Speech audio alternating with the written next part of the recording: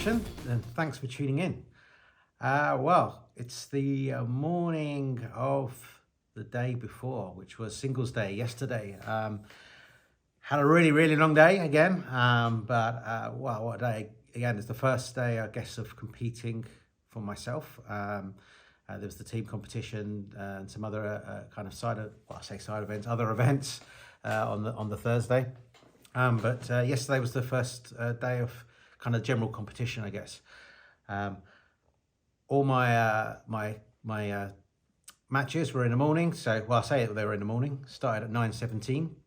But we'll kind of go into that in a minute. But I started early. It was just an amazing spectacle to see, 40 plus courts of people competing for in competition essentially, and there's just so many events. There's so many people. Sorry, should I say, at the event that they just had to stagger the start times for everybody. So you generally kind of had a morning or an afternoon kind of slot, but everyone starts at kind of different times.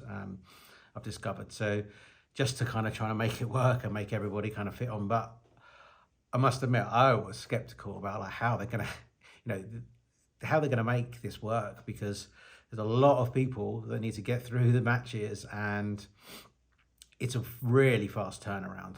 There's half an hour between matches, and it's a 15-set match rather than an 11-set match. Sorry, 11-point match. So it's 15 points you had to get to. So half an hour is plenty of time, but you can imagine that if things run over or people are late or they're late from one match to another, it could get really tight. And matches are going from very first thing in the morning. I don't know if it's as early as 8, but very early in the morning, to the last match being about 9:15 or something in the evening. So there's not much room. I think you have to be out of the venue by 10 o'clock. So there's not much room for things go wrong. And I was wondering, just how are they going to make this work? But what an incredible job the team did there to make sure it ran on time. I assume it ran on time. I think it was running a bit late in the afternoon, but I think they got it all caught up. I mean, it's hard to know because I wasn't, administering it, but it seemingly, for me, it seemed to run really smoothly. And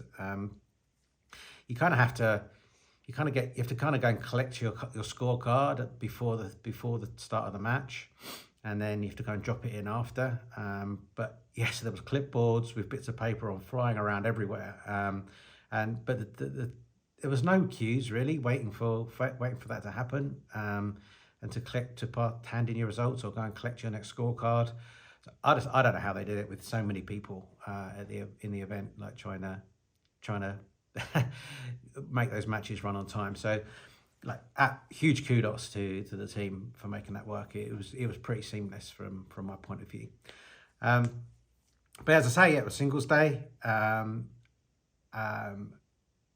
I'll go through kind of some of the results. I should say I've got some merch here. This is not going to look very good on the podcast, but I'll show it on the YouTube channel. So it's an awesome Pickleball England English Open t-shirt that's going to get a run out at the club when I'm next down there, and a nice program there that covers all the events among other things. So just to cover off some of the results then from the competition. So there was the Duper Team Trophy, which was like the MLP kind of style event. So it's team-based event. I mentioned in the previous video, I think there's 3 American teams, 3 English teams, and then some Italian, French, and some combined countries teams. So they all kind of played, and what happens then is you have, essentially for all of the competitions, it's kind of like a group stage.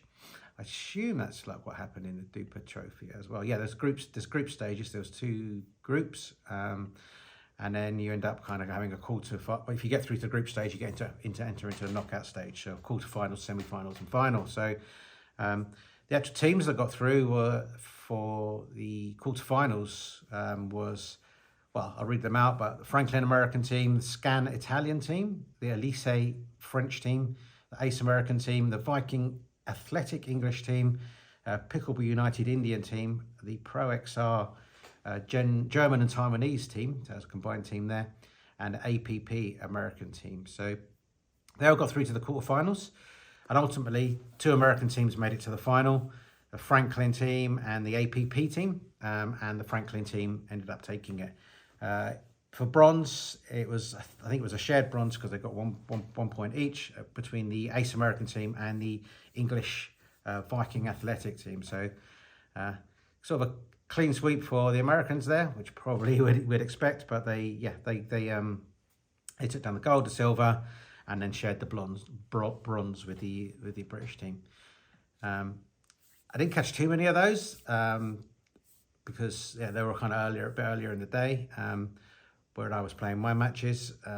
But yeah, fantastic result there, and it was, the whole thing was kind of very much more team based. The atmosphere was pretty good. People cheering each other on and everything from the teams. So that's really good. Then there's the Open. I won't go through every single event, but just like the top Open events. So the women's singles 4.5 plus. That was the main event for the women. And again, it was group stages, quarterfinals, semi-finals, and finals. And ultimately, Megan Fudge. So that was my partner. If you remember from a previous video when I did play with a pro, I was playing with Megan. She went through and won that. So I didn't see the final match, but I did see her on a few other matches. And she beat somebody in the quarterfinals 11-0, 11-0. And I did watch a little bit of a semi-final match as well. But wow, like you can just see the woman she was playing in the quarterfinals was, you could tell a great player in her own right, but Megan was just made it look easy. It's like, the amount you can tell the hours of practice she put in. She was hitting every line, hitting every drop, and she kind of made it look kind of easy. Whilst having the other woman, Alia, like running around the court. But she got through, and she ultimately, I don't know what happened to Susanna Barr, because she was through to the quarterfinals. She won her quarterfinal match against Thadia Locke, the English #1, in 3 sets. And then she didn't seem to play again, so she didn't play the semi-final. So a lady called, I'm going to mess up this name, but Pi Chuan Cao, she kind of just got a walk through to the final against Megan, because Susanna seemingly didn't play, and Susanna didn't play the bronze medal match either. So Pi Chuan Cao made it through to the final, and Megan won that 11-1, 11-8. So congratulations to Megan for that. I'd say she played great from the time that I saw her on the court. The men's 5.0 plus matches, they were fantastic. I watched one of the matches was Caden Stewart versus Aditya Ruala. So Aditya's from I've got that surname wrong again, of course, but I'll say Aditya. So he is from Indian from India, and Caden Stewart is one of the next generation American players. And wow, what a match that was! It was very high intensity. There was a lot of passion from both players on both sides. And Caden took the first set 11-4, and it looked like he was going to be able to kind of walk it, but then Aditya really turned it on. It seemed like a fantastic player to watch. In fact, both players were awesome, and they were really trading blows in the game. But Aditya ultimately won. So he lost the first set 11-4, and then he won 11-8 and 11-7, and got through to the final. Ultimately, he played Ryla DeHart, which I missed. I was hoping to catch the final. I was just about to go over there, and everybody was walking out, so I missed it. But Ryla, an American player, like a senior player, he ultimately won that 11-2. So Aditya had a pretty slow start again, so he lost the first set 11-2, but the second set was much closer at 12-10. But Ryla took it down in 2 sets. And Caden actually didn't win the bronze medal. So Jack Foster, which I don't think I saw play yesterday, he won it in 3 sets, 11-3, 1-11, 11-3. So that's the kind of rundown of those results from the big ones. But also the one you've been waiting for is the 3.0, right, with the men's singles. So that's the event that I entered. Man, I've never competed. Really, I mean, I played some football when I was a kid and played some football tournaments and things like that. But when I was very, very young, and I've not really competed in any sport like since then, and it was so fun just to be in competition and playing these games. And I mentioned before that I've not really played singles before. I've played 3 sets of singles in my life before I came into yesterday. So I had a bit of practice. I met a guy in the queue for registration from minor league pickleball, which is an establishment in the US, but he's kind of like the UK arm solely at the moment, or the European arm solely at the moment, working to try and get some to expand that franchise into Europe. So chatting to him and in the queue, and then we ended up having a couple of practice games. That was 2 more sets there that we had. We took one of them each. Before so I was already sweating because the first match was like 9:17, and so I took a 20-minute break before that match started, and I forgot to actually bring my results up onto the screen, so I'm going to remind myself of kind of like what happened here. But ended up playing, so again it was kind of group stages, and I think it was 2 groups as well, so it's 2 groups of 5. Which again, coming into this, I had no idea kind of how that was all going to work. In fact, even whilst I was playing the games, I didn't realize the groups were separated. I thought everyone was playing in one pool, and then it was the top players from one entire group or division or however you want to call it would get through. But actually, it was broken down into 2 different groups. So I was in the men's singles 3.0, 35 plus, and I played, the first player I played was a guy called, oh man, I can't even remember which order it was all in. Oh, there you go. Yeah, so it was Phil Bond. So ended up playing him, and we got to 2-2. We spent quite a little bit of time there, and then I managed to kind of just win every point after that, and so I ended up taking that one 15-2, which I was really pleased about because my first time in competition was 6th set of singles ever. But oh man, it was great fun. It didn't feel as easy as the score made it seem, for sure, because being the first time, it was you felt the pressure of it. So even though it's just me in a 35 plus 3.0, it was still exciting to be like part of that. So yeah, I took down that one, and then I had a bye. So there was a no-show from our group, so everyone kind of automatically gets a win from that group.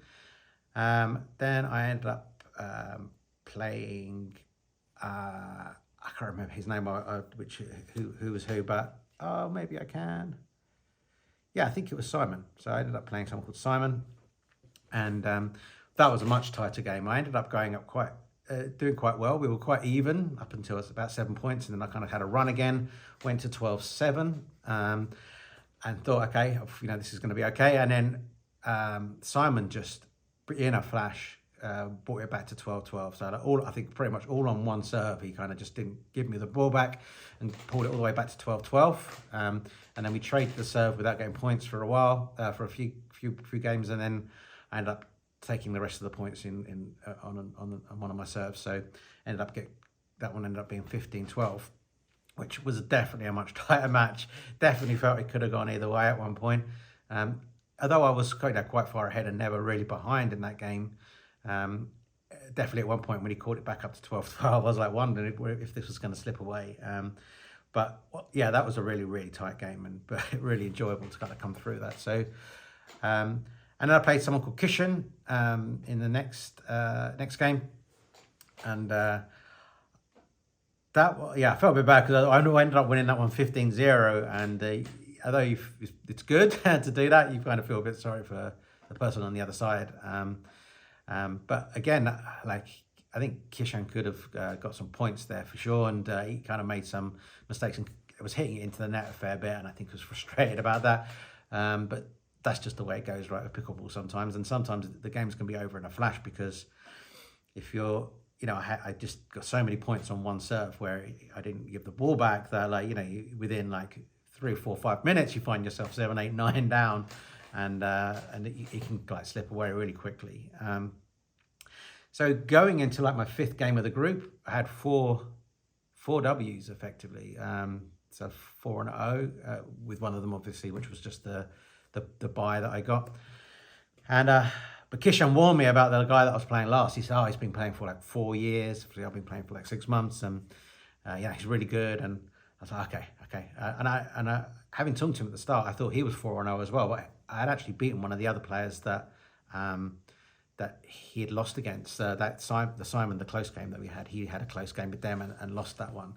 Had I known that, I'd have probably felt a bit different. But I thought he was 4-0, like been playing for 4 years, and I kind of got into my own head a little bit and was trying too hard at the start, making lots of mistakes. And again, like in a flash, he just had the serve, and I think he went like 7-1 down, like really quick. And I kind of competed a little bit after that, but it ended up finishing 15-7, I think. Yeah, not a great result to end it. But what ended up happening was that there was 3 people from our group then that ended up with like ultimately got 4 wins. So Simon, Russell was the guy that I played, and me. We ended up with 4 wins. Well, how does this work? Like, yeah, I'm still not entirely clear exactly how the point system like works. I know you get points for the win, or you get 15 points for the win, but I think it's to do with maybe the points difference that you have, or something like that. But ultimately, Russell finished top of that group, the guy I played last. And I managed to finish second in the group, and Simon finished third, even though we all had the same number of wins, which felt a little bit unfair, but I guess that's how it's got to work, right? Two progress to the next stage. So yeah, so I ended up getting through to the quarterfinals there. There was a couple of buys in that round, not for myself, unfortunately. If I'd finished up of the group like Russell, Russell got a buy into the semi-finals, and a guy called Richard, I guess, for winning his group. I played somebody in the next game, Ron Sullivan, really nice chap. But again, what I should say is like there was just no time for like rest. I started at 9:17. The games are half an hour apart. By the time you've kind of got off the court, handed in your scorecard, it's time for the next game. And I was so excited in the morning. I completely missed breakfast. Forgot to have breakfast. Started my matches, and by the time I finished the group stages, it was around midday, maybe half 12, something like that. And I thought, okay, it's time to get some food. I'm like feeling low on energy. And I sat down, I just looked at my phone, sent a text to my wife, and I thought, I'll just check on the app. I'm not sure how long it's going to take for them to figure out the fixtures. Wow, like again, it's so efficient. Like the fixtures were there and they were up already, and I realised I got through to the next round for sure. And checked the time, I had 1 minute to my next match. So food was off the table again, and I went off to my next match. Yes, I played somebody called Ron. It was a really good match, really, really tight. I ended up, again, like letting it slip like early on, making mistakes, I think just trying too hard. And I went down 5-1 kind of early. And then I pulled that back to like 7-5 at one point. And then it was really quite a seesaw kind of match. Then Ron would take a few points in a row, and then I'll take a few points in a row. But Ron ultimately managed to win it 15-13. So it's almost as close as you can get, because in this competition, you only have to win by 1 point. They don't need to be winning by 2. So it's just the first to 15, because otherwise the matches can just extend, and then you're guaranteed you're going to kind of run over time if you're going to try and win by 2. So it's the first to 15. He won 15-13. I do feel personally, I'm sure he'd say the same, that I was starting to get some momentum down. I felt like I had the edge a little bit going into those last few points, because I had to kind of catch up again. And I felt like the match was kind of swinging in my favour, but ultimately, like Ron managed to get that last point to take the victory. So that was my experience in the singles 3.0 to 35 plus. So much fun, and if you haven't done it, I'd recommend it. And honestly, there's so many different skill levels. If you think, I don't want to do it, it's too hard, especially that singles. Like I had some people that I know, and obviously my men's partner, and they were hanging around on Friday a lot of the day waiting for a free court, which kind of never materialized until I think it was like 7:30 in the evening, because until like some of the games were really filtering out into like knockouts, and some courts became available. But they managed to not play all day, and it's just kind of milling around. So I chose to play singles because I thought I'd rather do that than nothing. But yeah, that's kind of reinforcing, because singles was more fun than I expected it to be. It really was, obviously exhausting, but being able to just play and compete instead of kind of hang around and watching for kind of most of the day was definitely something I'll do again, even if I don't play many singles in future. But again, like, I think a lot of people felt that way, and there was different levels. If you think you're not good enough, or honestly, give it a go, because I think you'll be surprised that there's some, it's a lot of people and very inclusive kind of event. So that was that with the day. I actually tried out a different paddle for the singles. So I've got I started playing with the Yola 16mm, which is honestly, from the step up, it feels like from the Hyperion to the Perseus. The reviews I've seen online doesn't really kind of mention that they think it's so much better, but I don't know if I'm playing better because I've been playing more and that as well. But this paddle feels amazing to me. I've been hitting some great shots with it, but I figured I'd try the 14mm for the singles event. Because generally you just want a little bit more power. There's no dinking game really in singles, so you don't really need a kind of a control paddle. It's kind of more about the how much pace you can generate to do passing shots to your player. So I thought I'd try the 14mm, and I really liked it, almost to the point where I thought, do I want to play with this all the time instead of the 16mm? But I think still the 16mm is probably best for doubles, but I enjoyed playing with that a lot. Felt really, I felt like, although it was poppier, I felt like I still had like loads of control and could like really direct my shots in the right places. So again, I've not really played with any other paddle. I started 6 months ago with a Hyperion because I wanted to make sure I had a half decent paddle. When I started, I didn't really know what to choose, and I figured I'd just pick that one because I knew that it was of good quality. And now I've been playing with the Perseus paddles, but I'm definitely going to start trying out some more different paddles, because I've noticed the difference even between those two Yola brands. Or Yola paddles. Yeah, I'm definitely going to be trying out a few more and seeing how they work out, and see if I can get some demo paddles and things like that.